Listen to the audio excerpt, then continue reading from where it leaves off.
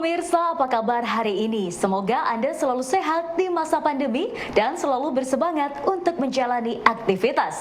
Bagi pemirsa yang harus tetap bekerja di luar rumah, jangan lupa untuk menggunakan masker. Hari ini program Berita Newspoint hadir menjumpai Anda bersama saya Khairunisa. Selama 30 menit ke depan, Newspoint akan menyajikan berita terbaru seputar Universitas Brawijaya dan Malang Raya. Jangan kemana-mana, keep on our channel Newspoint.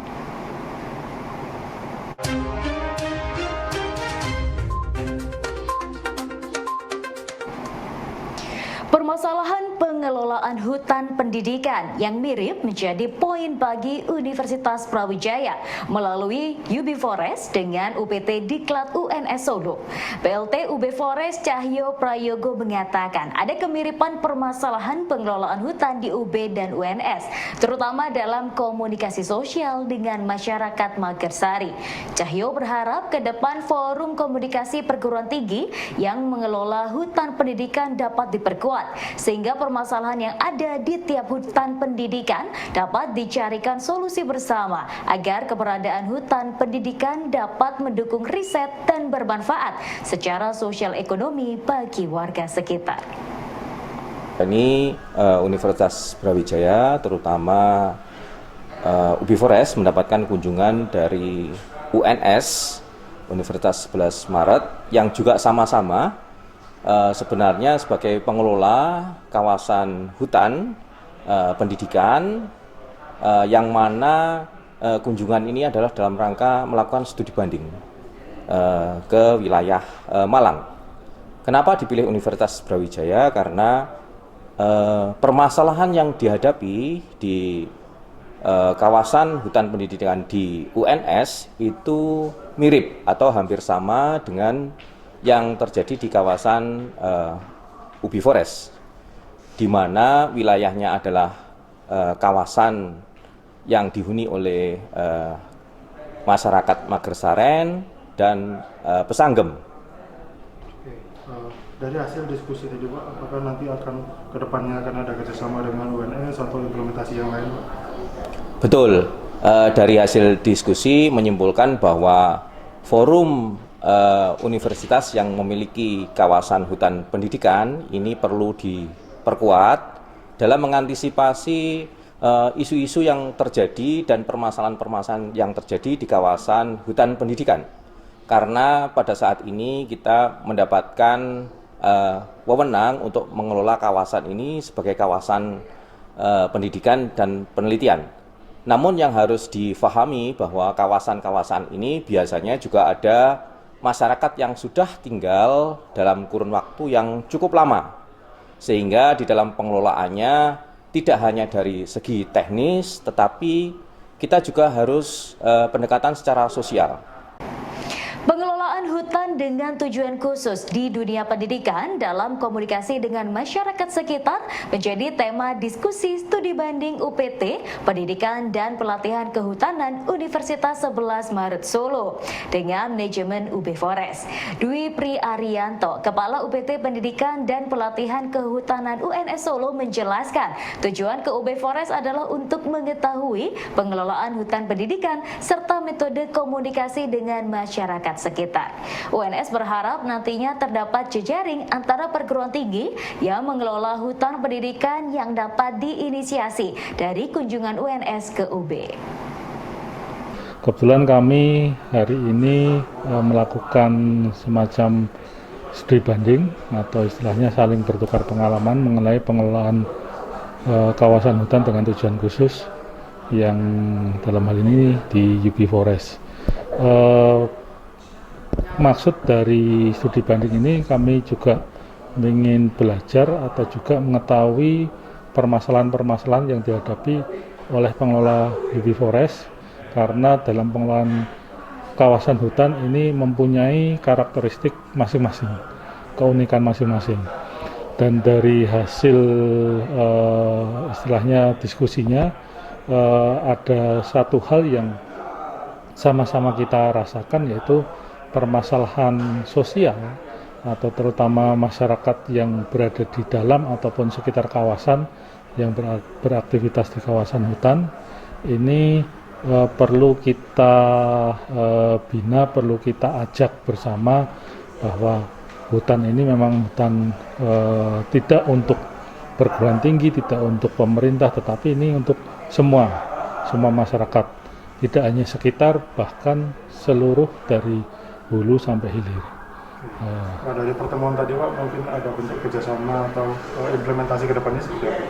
Oke, untuk ke depan tadi kami sempat berdiskusi, mungkin karena sekali lagi hutan itu mempunyai karakteristik, termasuk pengelolanya, kami ke depan mungkin akan menjalin semacam jaringan perguruan tinggi pengelola KHDTK, agar nanti permasalahan-permasalahan terutama masalah manajemen di bawah pengelolaan universitas ini bisa kita diskusikan bersama. Permasalahan apa yang timbul bisa saling belajar dan menemukan solusi.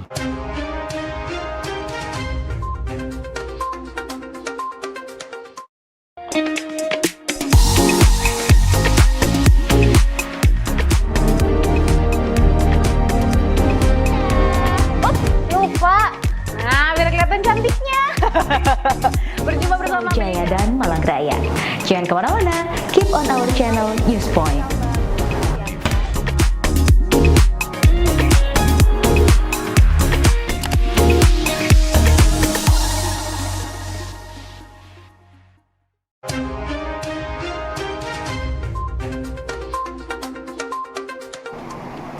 Pelaksana tugas UB Forest Cahyo Prayogo menjelaskan UB Forest saat ini sedang mengembangkan pola komunikasi dengan pendekatan sosial ekonomi tanpa menebang kayu.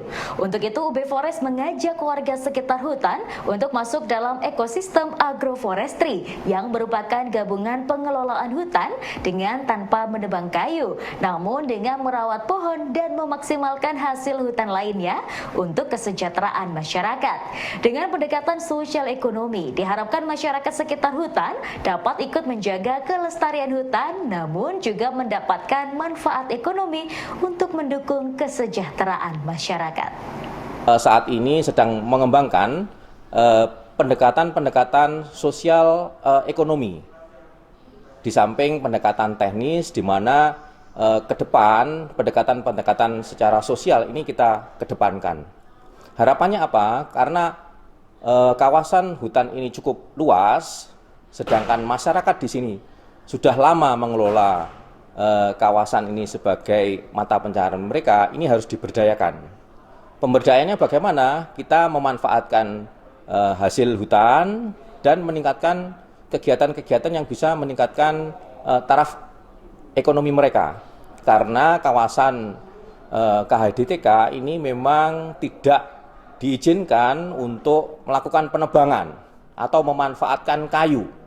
Yang bisa dimanfaatkan adalah kegiatan-kegiatan riset, di mana riset ini keluaran daripada hasilnya bisa dijadikan rekomendasi ke depan bagi para peneliti, bagaimana penelitian-penelitian ini hasilnya bisa dimanfaatkan oleh masyarakat. Masyarakat juga kita sadarkan bahwa mereka diizinkan untuk mengelola kawasan, merawat tanaman yang ada, dan memanfaatkan hasil hutan yang mereka kelola.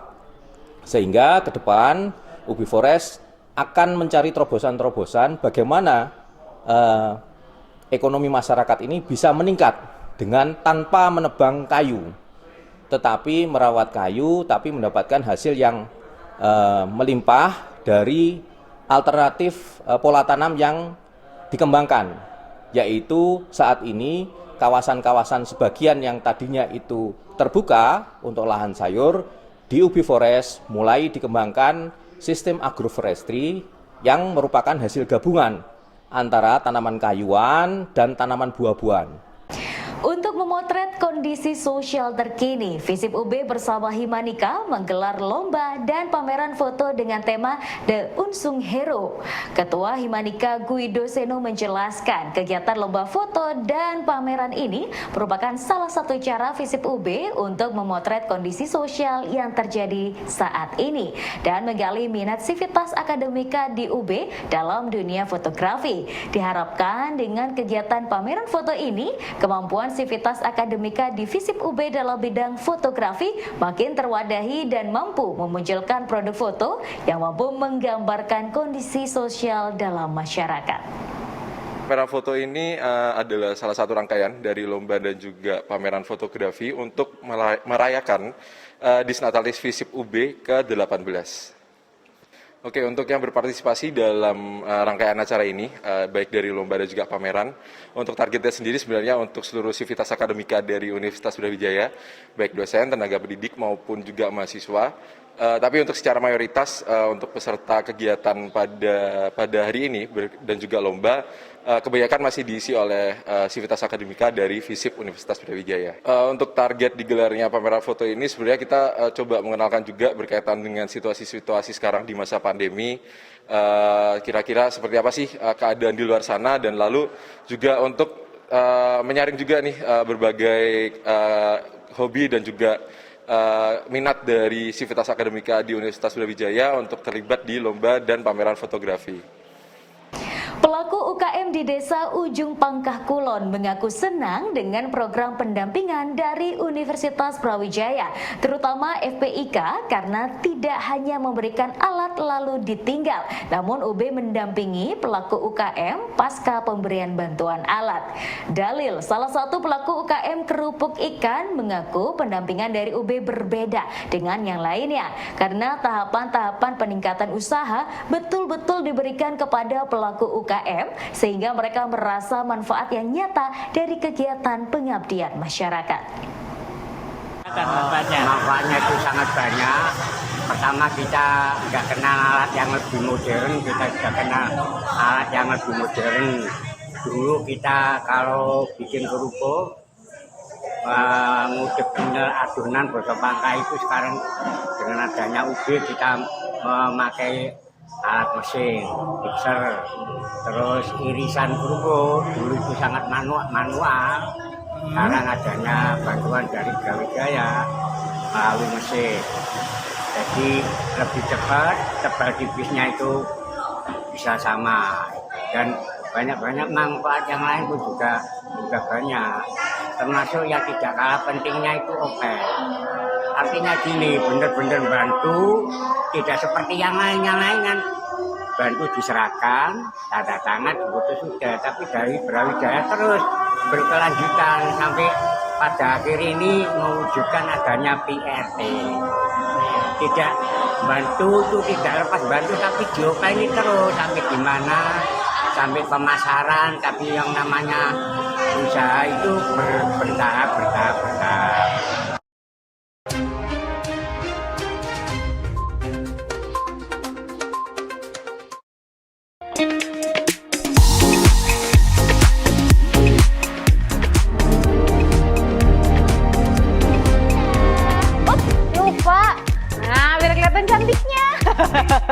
Berjumpa bersama Jaya dan Malang Raya. Jangan kemana-mana, keep on our channel News Point.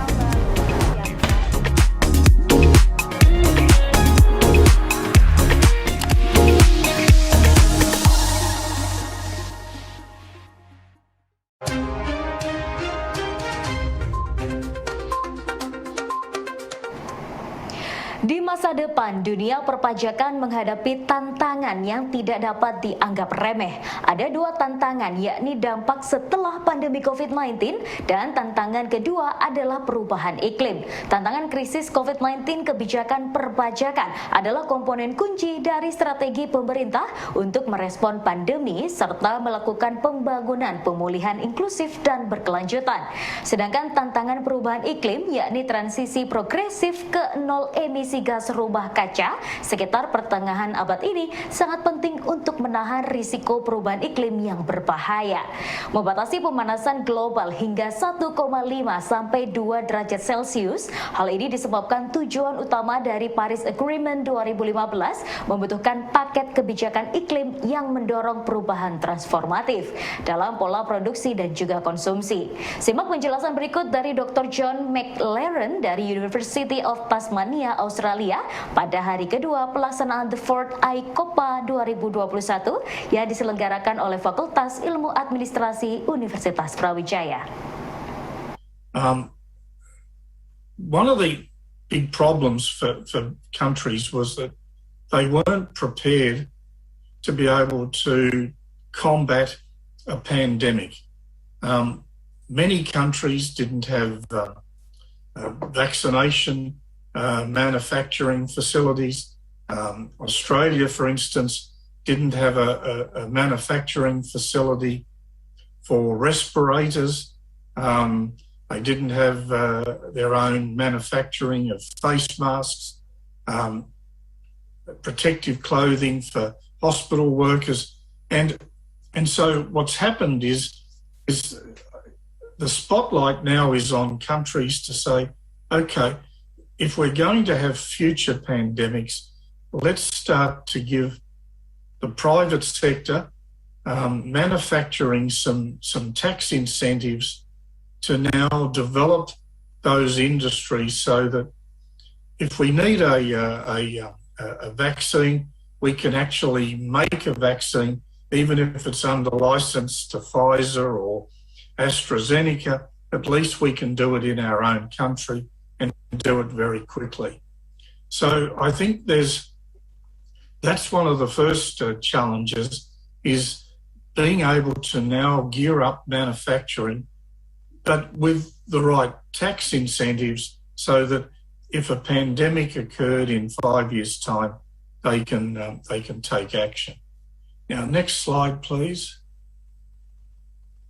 The other challenge really is, well, how to Perkuliahan tatap muka dengan model hybrid yang dilaksanakan oleh Universitas Brawijaya pada semester depan membuat kantin Creative Land Universitas Brawijaya yang dikelola oleh Badan Usaha Non-Akademik UB melakukan persiapan. Tenan kantin memenuhi etalasenya dengan berbagai jenis makanan yang siap dihidangkan.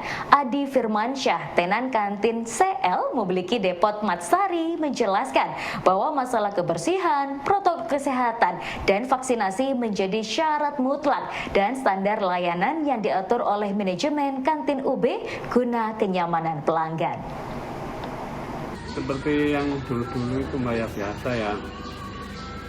Ya mungkin masakan lebih banyak gitu. Kalau sekarang kan masih nggak begitu ramai, jadi masih dikit-dikit gitu. Kalau masalah kebersihannya kemarin sudah ditinjau sama orang-orang pusat itu Mbak, sudah bagus katanya. Soalnya ya kebersihannya diutamakan di sini. Ya pertama vaksin, terus pakai masker, kalau lagi ngantar makanan harus pakai masker. Manajemen UB Kantin melakukan audit ketat bagi tenan kantin, terutama menyambut kehadiran mahasiswa pada perkuliahan tatap muka semester mendatang. Para tenan kantin wajib mengantongi sertifikasi sistem jaminan halal yang diterbitkan oleh Badan Penyelenggara Jaminan Produk Halal dan sertifikasi Like Hygiene Sanitasi yang diterbitkan oleh Dinas Kesehatan, seperti yang dituturkan oleh General Manager UB Kantin berikut ini. Program di UB Kantin itu untuk dalam 1 tahun itu ada yang namanya evaluasi gitu Mbak ya. Jadi evaluasi itu mencangkup audit internal ataupun audit eksternal. Kemarin yang sudah kami lakukan itu sudah dua-duanya. Eksternalnya itu Mbak, itu mereka itu dicek mulai dari kebersihan, proses produksinya. Nah, seperti itu. Nanti ke depannya juga akan kita daftarkan di sertifikasi untuk di Like Hygiene dan juga disertifikasi halalnya untuk di CL semua stand, Mbak. Nah, tapi sebelum itu kita juga ada proses seleksinya juga. Ini kan semuanya akhir tahun ini semuanya akan kontraknya berakhir untuk tahun ini. Kemudian di tahun depan rencananya adalah kita buka stand yang baru, tenan-tenan baru. Maksudnya di sini adalah seleksinya ya Mbak ya. Jadi seleksi di stand yang baru, yang kosong-kosong itu kan ada berapa juga. Itu sebelum mahasiswa masuk rencananya kita sudah siap semua seperti itu. Nah, itu kita tahun depan itu ada program dari KNEKS, seperti yang tadi ada di background-nya itu ya Mbak ya. Di KNEKS, dari KNEKS itu Komite Nasional Ekonomi dan Keuangan Syariah itu mereka ada program untuk membuat zona khas, zona kuliner halal, aman dan sehat. Nah, seperti itu. Jadi nanti ke depannya CL mau rencananya akan dibuat seperti itu di zona khasnya itu. Nah, untuk menuju ke sana diperlukan sertifikasi halal dan juga layak hygiene. Itu sih Mbak. Selain itu juga strategi kita tentunya untuk meningkatkan pelayanan-pelayanan termasuk dari pegawai itu sendiri atau di fasilitas-fasilitasnya nanti akan kami lebih perbarui lagi. Ya pemirsa, informasi tadi sekaligus menutup perjumpaan kita hari ini. Jangan lupa saksikan News Point setiap hari pukul 19.30 waktu Indonesia Barat. Hanya di UB TV, Televisi Pendidikan Universitas Brawijaya. Saya Khairunisa dan seluruh kru yang bertugas pamit undur diri. Tetap patuhi protokol kesehatan, wajib menggunakan masker. Terima kasih dan selamat beraktivitas.